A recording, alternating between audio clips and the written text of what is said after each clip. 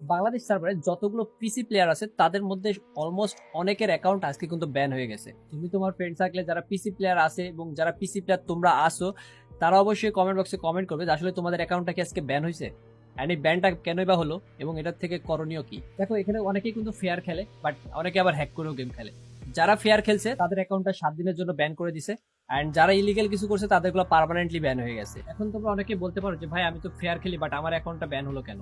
এটা তো আমি জানি না আসলে কি জন্য ব্যান হয়েছে, বাট আমি এতটুকু বলতে পারি যে তোমাদের গেম যে ইমুলেটর ইনস্টল ছিল, যে অ্যাকাউন্টটা মানে ওই ইমুলেটর থেকে ব্যান হয়েছে, ওই ইমুলেটরে আর অন্য কোনো অ্যাকাউন্ট লগ ইন করো না, তাহলে ওটা ব্যান হওয়ার চান্স থাকতে পারে। ব্যান হওয়ার থেকে বাঁচতে একটা কাজই করণীয়, পিসিতে খেলা বাদ দাও, ফোনে গেম খেলা শুরু করো। ফোনে প্র্যাকটিস করে যদি ভালো খেলো তাহলে স্পোর্টস এর দিকে যাও, আর না হলে জাস্ট ফানের জন্য ফোনে গেম খেলতে পারো। আর আমাদের মতন যারা ফেয়ার খেলতেছিল, তোমাদের যাদের অ্যাকাউন্ট ব্যান গেছে, তারা কাইন্ডলি একটু কমেন্ট করো, যে আমার জানার দরকার যে আসলে সবার অ্যাকাউন্ট কি ব্যান হয়েছে নাকি।